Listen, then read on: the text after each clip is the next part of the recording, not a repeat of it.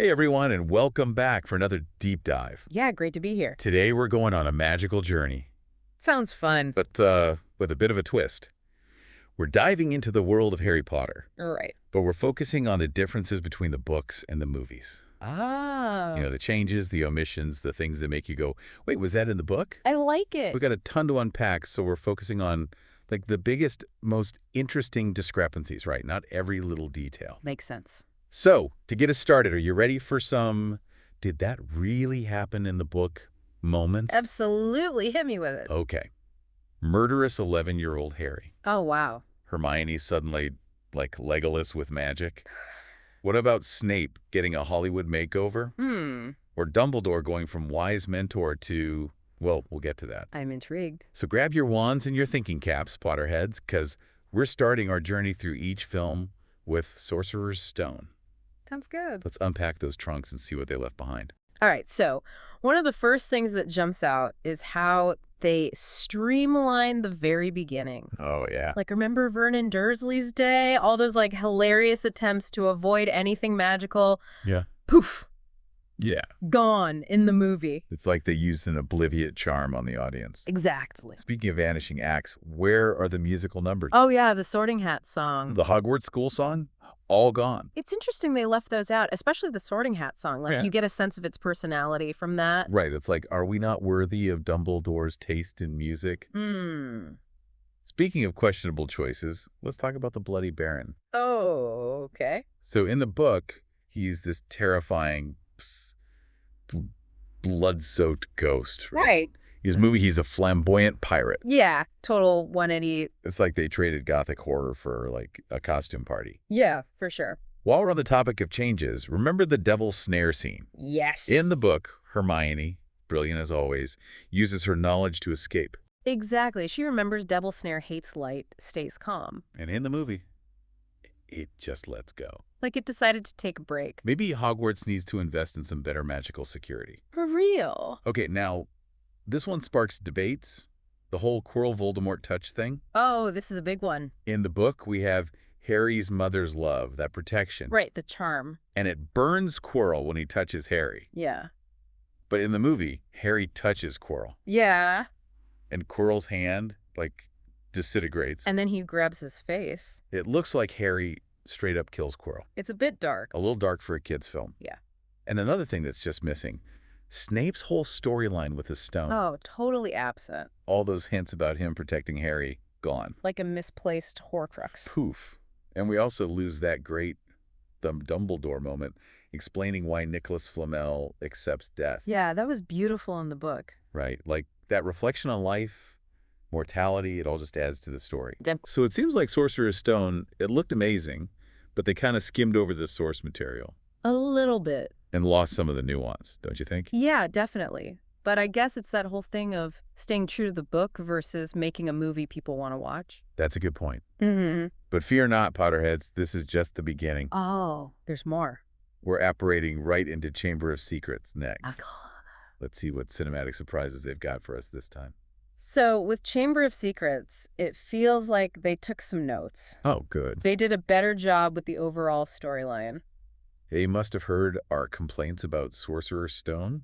Maybe? So what did they get right this time? Well, Dobby's introduction is perfect. Really? Yeah, the arrival, those warnings, the whole self-punishment thing. Oh, right, when Lucius gets mad? Exactly. They nailed that chaotic house elf energy. I mean, Dobby was pretty awkward, but loyal. For sure. What about the Weasleys? The Burrow, Molly's fussing, Yeah. Arthur and all his muggle stuff. All spot on. You really get that warm, chaotic family vibe. Like you could smell Molly's cooking. Exactly. But then we get this convenient plot device. Yeah. How everyone saw the basilisk. Yeah, they had to simplify it. Right. In the book, it was reflections, water, a ghost eye, much more complex. Hard to show that on screen. So they just made it simple. But here's something that's weird. Dumbledore's reaction to the attacks. Yeah. In the book, he's proactive, questioning everyone, taking action. But in the movie, he's vague. It's like he's hiding something. Doesn't really fit his character. Right. He's usually all about knowledge and action. Maybe they wanted more suspense. Could be. On a brighter note, the Polyjuice potion stuff is pretty accurate. Oh, yeah, that was fun. Hermione turning into a cat, the chaos, It's all there. They got that chaotic energy, right? And the diary, Harry talking to Tom Riddle, that's all there too. Yeah, creepy diary, crucial part of the story. Sets up all the Horcrux stuff later on. Exactly. Oh, and who could forget Lucius Malfoy messing up so badly? That was satisfying to watch. They nailed his arrogance, underestimating Dobby. He thought he had it all figured out. So, Chamber of Secrets, definitely a step up from the first movie. Agreed. More accurate, more cohesive. But there's one thing missing, and it's a big one. Aragog. And his whole spider family. Yeah, completely absent. In the book, that's a whole scary sequence with Hagrid's past, the Chamber's history. Provides a lot of context. And it shows Harry figuring things out, being resourceful. But I guess spiders are a bit much for some viewers. Maybe. Or maybe those special effects were just too hard.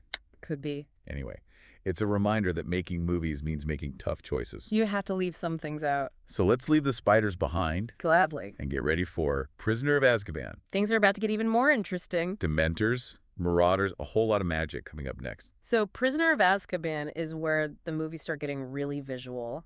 Oh, okay. Especially with the Dementors. Yeah, in the book, they're terrifying, shapeless, just pure despair. But in the movie, they're almost skeletal, more defined. And their feeding habits. Ugh, don't remind me. In the book, it's about draining happiness, leaving you empty. Psychological torture. Exactly. But in the movie, it's more physical, that cold feeling, the kiss. Yeah, it's like a creepy, soul-sucking kiss. More than anything else. And this is where we start seeing the Legolas effect with Hermione. Oh, yeah. She's always smart, resourceful in the books. Right. But the movie starts giving her extra powers. Like, she takes out a whole room of pixies in defense against the dark arts. When in the book, she could barely handle one. He's like, come on, she's smart, not a superhero. Exactly. And then there's that whole thing with the disarming spell. The Expelliarmus. Yeah, in the book, it's a red blast of light, powerful. Right. In the movie, it's just a white flash, sends people flying. They made it generic. It's like any other spell, no visual flair. It loses its uniqueness. Okay, but let's talk about the real injustice.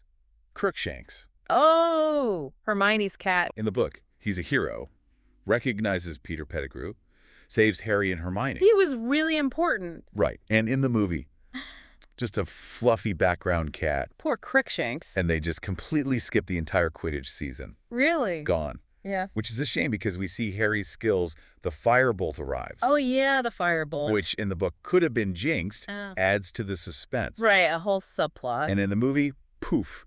No Quidditch, no firebolt drama. Maybe they thought Quidditch was too complicated for the movie. Or too expensive to film. Probably a bit of both. But the most frustrating omission in Prisoner of Azkaban is Sirius Black's backstory. Yeah, they really missed out on that. In the book, we learn about him, the Marauders, why he was in Azkaban. Gives him so much depth. Right. Without it, he's just this scary escaped convict. Exactly. And his sacrifice later doesn't hit as hard. It loses that emotional punch. So Prisoner of Azkaban looks amazing, but it loses a lot of what makes the book so good. They sacrifice the story a bit for the visuals. Exactly. But hold on tight, Potterheads, because we're about to dive into Goblet of Fire. Oh, boy. Get ready for some outrage, because they really took liberties with this one. This should be interesting. Oh, it is. Right off the bat, they reveal Barty Crouch Jr.'s identity. No! That huge twist at the end of the book. Yeah. Gone. Ruined in the first 10 minutes. They spoiled the surprise? Like they didn't want anyone who hadn't read the book to enjoy it. That's rough. And they just kept making things bigger and more action-packed. Oh, I see. The dragon chase, the Grindylow attack, all amped up for the movie. Like a Hollywood blockbuster. Exactly. And poor Victor Crumb, they turn him into a brooding stereotype. And Fleur Delacour. They do her dirty too. In the book, she's skilled, confident. But in the movie, she's constantly failing. It's like they didn't know what to do with the female characters. They just became damsels in distress. But the worst change, for me, is Dumbledore. What did they do to him? In the book, he's wise, calm, the voice of reason. Right, the perfect mentor. In the movie, he's yelling, grabbing Harry, even tricking him with those biting creatures. They made him aggressive. It's like they wanted more conflict, even if it ruined Dumbledore's character. Yeah, that doesn't track with the books. Oh, and the dance lesson. Oh, please. Completely unnecessary. McGonagall teaching everyone to waltz. They turned Hogwarts into a high school prom? Exactly. So, Goblet of Fire is visually impressive, but it loses a lot of the substance of the book. And the characters suffer for it. They really do. Mm. But we're moving into the second half of the series now. Okay, good. And there's still a lot to talk about. I'm ready. Next up, Order of the Phoenix. Oh, what with Umbridge? Yes, Umbridge. Political intrigue, a truly hated character. Let's see how they handled that. We'll dive into all that ministry madness next time. It's good. Stay tuned, Potterheads. There's more magic to uncover. All right, Potterheads, welcome back. Glad to be here. We're diving into Order of the Phoenix now. Oh, okay. This is a big one, right? The ministry, Umbridge, things get pretty dark. Definitely a turning point in the series. It's interesting how they captured Umbridge's character in the movie. Yeah, how so? Well, in the book, she's described as, like, toad-like. Right. That sickly sweet voice obsessed with pink and kittens. Yeah, she's pretty awful. But in the movie, she's a bit more human. True. But Imelda Staunton's performance, though, she nails it. Oh, she's brilliant. That passive-aggressive cruelty, the way she makes you want to, like, scream. Yeah, she's terrifying in her own way. And the whole ministry control over Hogwarts, they got that right. Definitely. That feeling of being stifled, no freedom. And Dumbledore's army, Hermione organizing it all. Harry teaching everyone, the room of requirement, it's all there. It's kind of inspiring, those kids fighting back. Absolutely, standing up for what they believe in. And Harry's visions, those glimpses into Voldemort's mind, that's pretty intense. It gets really dark, that connection between them. Like when Harry sees Mr. Weasley's attack. So scary, but so important to the plot. For sure. And what about Hagrid's return? They got that right, too. The injuries. Meeting Grop. Poor Hagrid. He really goes through it in this book. But here's something interesting. What's that? They chose to follow the book, even when it messed with the movie's continuity. Oh, I know what you're talking about. The Thestrals, for example. Right. In Goblet of Fire, Harry couldn't see them after Cedric died. Because you need time to process grief. The book makes that clear. But in this movie, suddenly he can see them.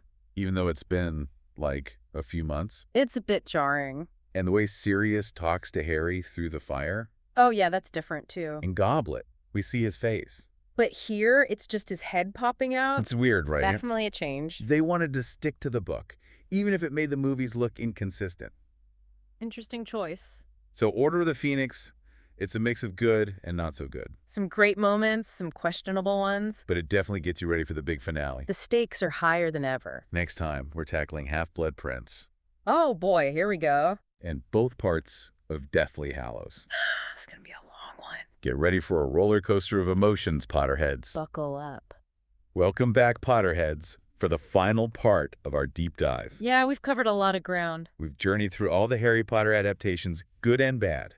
It's been a wild ride. And now we're the grand finale, Deathly Hallows, Part 2. The big one. It's a roller coaster, I'm telling you. No, I believe it. First of all, visually, this movie is stunning. They went all out. The details, Hogwarts, the scenery, everything. It's like you're really there. And that animated sequence, the tale of the three brothers. Oh, that was amazing. Pure magic, I tell you. Like a storybook come to life. It really added something special. Shows how animation can enhance the story, you know? Definitely. Speaking of memorable moments, we got to talk about Snape's memories. Yeah, that was powerful. All those years of mystery, and then, bam, his love for Lily. It changes everything about him. It really does. Yeah. Makes you realize even the most unlikable characters. They have their reasons. Everyone has a story, right? Absolutely. Sometimes the biggest acts of love are also the most painful. That's deep. And then, the Battle of Hogwarts. They didn't hold back on that one. It's chaotic, heartbreaking, but also there's so much bravery. So many sacrifices. Like Neville's grandma standing up to the Death Eaters. He's a legend. Talk about strength and resilience, right? Exactly. It reminds you anyone can be a hero. When it matters most. But there's one thing missing from this movie that really bugs me. What's that? The epilogue. Oh, You know, that peek into the future, the closure we get in the book. It's completely gone. It's weird, right? We don't get to see them all grown up, happy. I miss that. Maybe they wanted us to imagine our own ending. Could be. Let the fans decide. Or maybe they just ran out of time. Who knows? Maybe. Either way, it's a bit disappointing. Deathly Hallows Part 2.